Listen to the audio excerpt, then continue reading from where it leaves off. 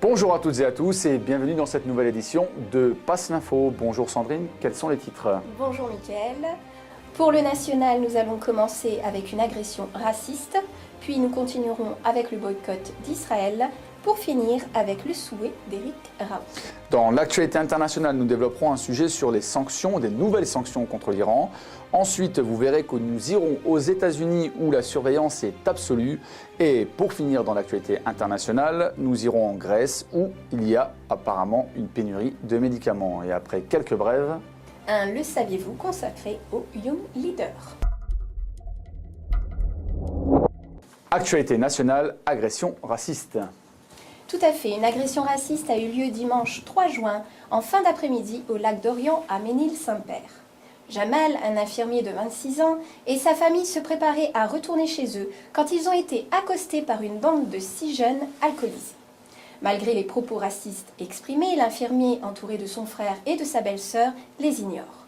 Les agresseurs ont malgré cela continué avec des gestes obscènes et des injures racistes, ce qui a conduit à une altercation violente. Conséquence, les blessures que subit Jamal entraîneront une incapacité temporelle totale de 6 jours, alors que son neveu de 13 ans, lui, s'en sort avec une épaule luxée et une cheville plâtrée. Son frère et sa sœur ont été également légèrement blessés.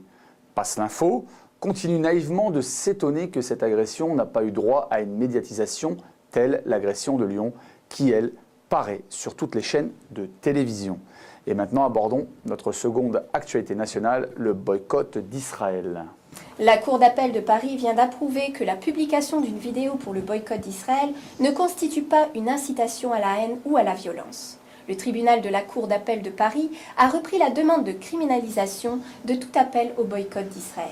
Celle-ci avait relaxé le 8 juillet 2011 Olivia Zemmour, accusée pour avoir publié sur le site europalestine.com une vidéo d'une action collective d'appel au boycott dans un magasin Carrefour. Mais nous boycottons, hein. Nous boycottons le produit israélien. Nous boycottons les produits israéliens. Inculpez-nous. Inculpez-nous. Hein. Inculpez-nous. Je boycotte les produits israéliens. Inculpez-moi. Je boycotte les produits israéliens. Inculpez-moi. Nous boycottons les produits israéliens.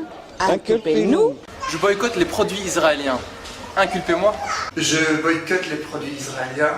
Inculpez-moi. Je boycotte les produits israéliens. Inculpez-moi. Je boycotte les produits israéliens. Inculpez-moi. Je boycotte les produits israéliens. Inculpez-moi. Je boycotte les produits israéliens. Inculpez-moi. Boycotte les produits israéliens. Inculpez-moi. Je boycotte les produits israéliens. Inculpez-moi. Je boycotte les produits israéliens. Inculpez-moi. Je boycotte les produits israéliens. Tu crois qu'ils vont m'inculper ? La Cour d'appel a expliqué, je cite, « la critique pacifique de la politique d'un État relevant du libre jeu du débat politique qui se trouve au terme de la Cour européenne des droits de l'homme, au cœur même de la notion de société démocratique, et la mise en ligne de cet appel au boycott d'Israël ne constitue pas une infraction ». Fin de citation. Cela dit, le tribunal a condamné Olivia Zemmour à 1 000 € d'amende avec sursis et a versé 1 € de dommages et intérêts au Bureau national de vigilance de l'antisémitisme et à France Israël, ainsi que 1 500 € d'honoraires d'avocat. Ce qu'il est en mesure de faire, ce qui est à sa portée, ce n'est pas extraordinaire. C'est quoi? C'est refuser d'acheter tout produit israélien comme c'est marqué sur l'étiquette, ou comme ça n'est pas marqué sur l'étiquette, c'est-à-dire ne pas acheter tout produit qui ne dit pas son origine et qui pourrait venir d'un pays qui se dit Israël, mais qui peut parfaitement être les colonies, puisque vous savez que Israël est le seul pays à ne pas se reconnaître de frontières. Je crois qu'il est important de comprendre que même si nos gouvernements aujourd'hui n'ont absolument pas l'intention de sanctionner Israël, nous avons la possibilité de frapper Israël à la fois au portefeuille et au moral. Et c'est très important. C'est ce qui s'est passé dans l'Afrique du Sud de l'apartheid. Ça ne s'est pas fait en un jour, mais la victoire a été emportée. Et à présent, le souhait d'Éric Raoult, un petit rappel vidéo. Ce soir, moi, j'avais le bureau politique de mon parti. Et Xavier Bertrand m'a dit, mais tu t'en vas. On parle des retraites, c'est important. Et je lui ai fait passer un papier en disant, pour moi, Israël, c'est plus important que les retraites. Selon Reuters, le député maire UMP du Raincy, Eric Raoul, a proposé la candidature de Nicolas Sarkozy pour le prochain prix Nobel de la paix, pour le récompenser de ses actions en faveur du maintien de la paix dans le monde, pendant son quinquennat à la présidence de la République. Monsieur Raoult a déclaré qu'il était actuellement en train d'adresser une lettre à tous les députés et sénateurs, au Premier ministre Jean-Marc Ayrault et au comité du prix Nobel à Stockholm. Le souhait d'Eric Raoult sera peut-être exaucé, vu que Barack Obama, alors encore en guerre en Irak et en Afghanistan, a déjà reçu ce Nobel. Reste à voir si la guerre en Libye aura-t-elle suffi à l'ancien président de la République pour recevoir ce prix. International à présent, sanctions contre l'Iran. En Angleterre, selon Lord Lamont, ancien chancelier du gouvernement de John Major dans les années 90, l'imposition des sanctions économiques à l'Iran ne servira à rien. Selon lui, ces sanctions non seulement ne feront jamais fléchir l'Iran, mais en plus c'est une balle dans le pied que se tirent les Anglais. Il affirme que les entreprises britanniques sont aussi touchées et sont victimes de leurs rivales asiatiques. Les chiffres compilés par les entreprises exportatrices vers l'Iran démontrent que le commerce direct a chuté d'un peu moins de 500 millions de livres sterling en 2008 à environ 170 millions de livres sterling en 2011. Il y a des restrictions d'affaires entre les banques britanniques et les banques iraniennes et l'interdiction de commercer avec les compagnies iraniennes mettent à mal les transports, sans parler du secteur énergétique. Allons aux États-Unis où c'est la surveillance absolue. Effectivement, aux États-Unis, le nouveau projet de la loi relatif aux soins de santé qui a été adopté par le Congrès exige que tout citoyen qui dépend du système de santé devrait être identifié par l'implantation d'une puce sous-cutanée. C'était prévu depuis 2004, comme le prouve un document officiel de la FDA. Cette puce serait un système de transpondeur implantable à radiofréquence pour l'identification des patients et les informations relatives à la santé, sous motif d'améliorer les soins médicaux et de préserver la santé des individus. D'un ensemble de données finalement qui seront concentrées sur une petite puce, lisible à distance par des systèmes que démocratiquement on n'a pas encore dit comment on va maîtriser. Et chose extraordinaire, ces systèmes utilisent des ondes électromagnétiques dont on connaît de plus en plus de dangers maintenant. Alors vous ne croyez pas qu'il est temps de dire stop? L'Américain sera marqué obligatoirement avec une puce électronique et fiché à partir de 2013. Revenons en Europe et plus précisément en Grèce où une pénurie de médicaments a lieu. Oui, le marché des médicaments en Grèce est frappé par la crise. Cela se traduit par une sévère pénurie faute d'une rentabilité suffisante pour les laboratoires pharmaceutiques. Kostas Lourantos, président de l'Union des pharmacies d'Attique, dont Athènes où vivent 40% des Grecs, déclare « Les compagnies pharmaceutiques n'ont plus d'intérêt à vendre en Grèce où aux hôpitaux et pharmacies, où les hôpitaux et les pharmacies sont endettés. La pénurie frappe quelques 160 types de médicaments, des antibiotiques aux antidépresseurs. » Et maintenant, quelques brèves désolations en Syrie.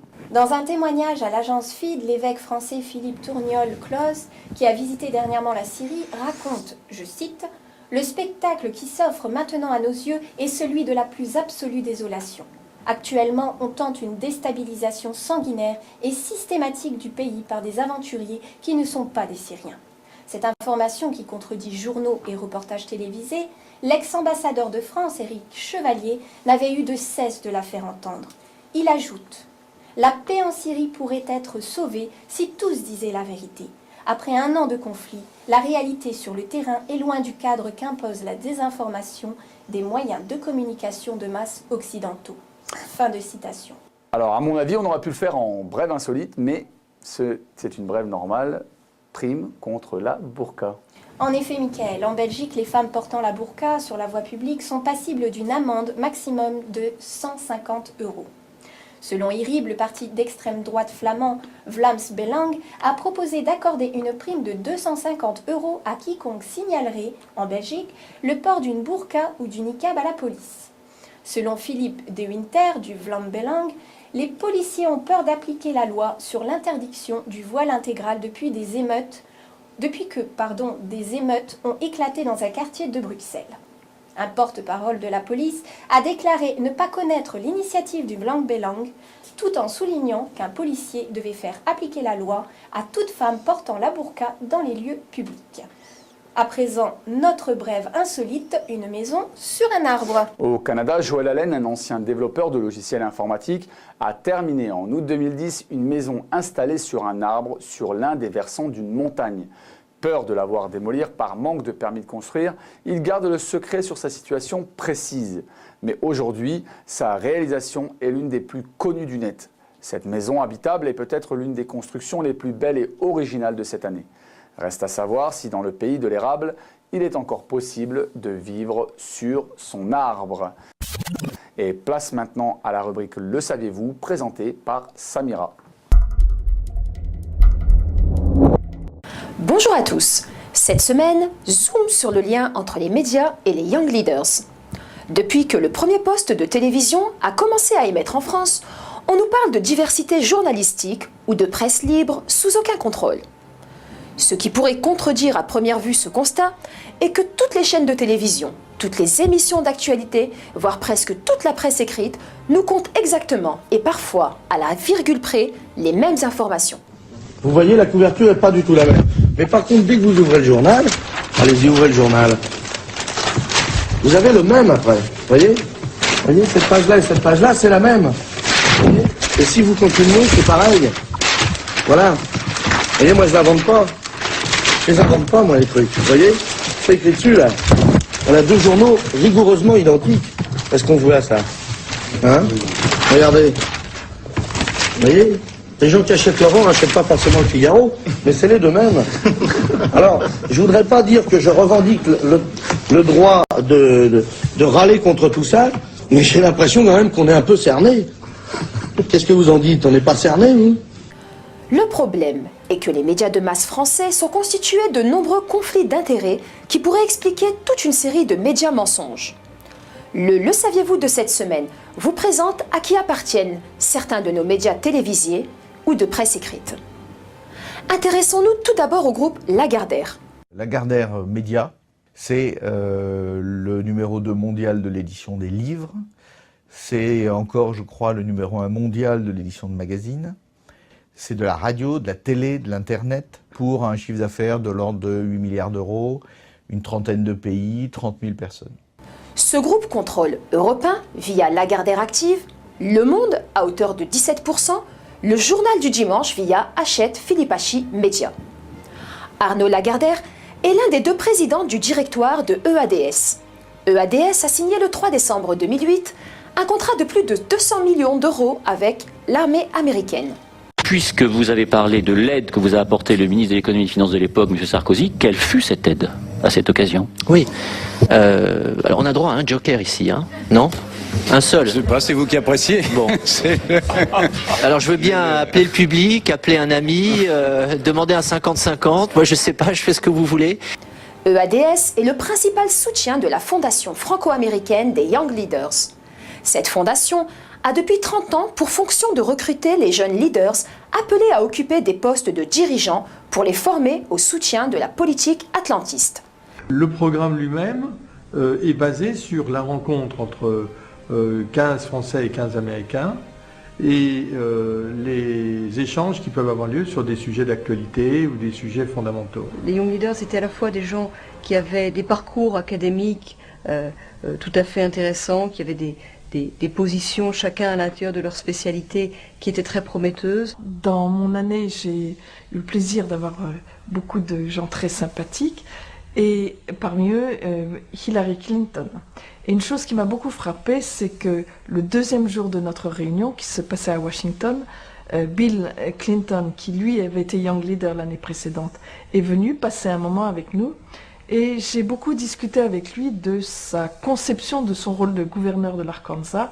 Ce qui m'a fasciné, c'est qu'il abordait son rôle exactement comme un chef d'entreprise. Par exemple, actuellement, les sociétés du CAC 40 sont possédées à 50% par des fonds de pension d'origine anglo-saxonne et notamment américaine.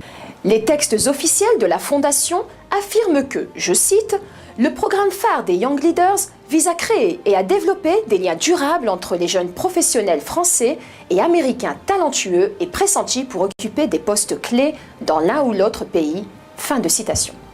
Il y a deux choses qui m'ont beaucoup étonnée. D'abord, la présence des militaires dans le groupe américain et la présence de la société civile au sens association, organisation, ONG ou syndicaliste du côté américain. Parmi les Young Leaders français, on trouve des politiques, comme nous l'avons vu la semaine passée, tels François Hollande, Alain Juppé ou Pierre Moscovici. Mais aussi des journalistes, tels Christine Ockrent ou Emmanuel Schein, pour ne citer qu'eux. Parmi les étrangers, on trouve aussi Henry Kissinger, Manfred Wörner et même George Bush Senior. Revenons aux médias. Le directeur de la publication du Nouvel Observateur, Donny Oliven, est élu Young Leaders pour l'année 96. Le directeur de la rédaction du journal Libération, Laurent Geoffrin, est également Young Leader pour l'année 94. Pour être au complet dans nos investigations, nous avons également enquêté sur les membres de l'équipe Passe l'Info. Nous pouvons vous assurer qu'aucun d'entre eux ne fait partie des Young Leaders. Même si la suspicion s'était portée sur un de nos présentateurs, surpris en flagrant délit, en train de boire un coca. Enfin, pour être plus sérieux, il y a encore de nombreux organes de presse et de chaînes de télévision à citer. Mais comme le temps de notre émission touche à sa fin, nous vous présenterons la suite de ce Le saviez-vous la semaine prochaine. Merci et à très bientôt. Notre émission touche à sa fin, nous vous laissons avec votre Vox Populi. Merci à la réalisation et à la rédaction. Merci de nous avoir suivis et d'être de plus en plus nombreux à nous suivre chaque semaine. À la semaine prochaine, mais avant ça, surtout n'oubliez pas, passez l'info. C'est un Young Leader de la French American Foundation. La French American Foundation, c'est une très grosse fondation dont les membres bienfaiteurs sont EADS France, Clarence Westbury Foundation, partenaires BNP Paribas, Caisse des dépôts, la Caisse des dépôts, Euronext, Xis Asset Management, Sodexo, Thales, Veolia Transport, vous entendez là, hein, je ne sais pas si vous vous rendez compte, hein, les actifs, Accor, Air Liquide, Banque Transatlantique, Capgemini, Debevoise Plimpton, Findercorp, JP Morgan France, Lafarge, Rothschild & Co, Schneider Electric, Suez, Valeo, Vivendi, nos partenaires et sponsors, Air France, Areva, Ariane Espace, CTLM, Coca-Cola, Crédit Coopératif, Crédit Mutuel, Franc-Maçonnerie Ponctuée, vous le verrez sur leur logo, Ernest & Young, Financière Pinot, Fondation d'entreprise La Poste, Galerie Lafayette, l'Intergénéral Tribune, L'Oréal, Parfum La Poste, le ministère des Affaires étrangères, le ministère de la Culture, Publicis Group, Starwood, Sodexo, US Embassy in France. Ok. Ça c'est sur leur site internet, hein. Ça c'est un document, c'est leur site internet, c'est un copier-coller de leur site internet. Est-ce que vous avez déjà vu une fondation aussi bien entourée avec un carnet d'adresses aussi lourd?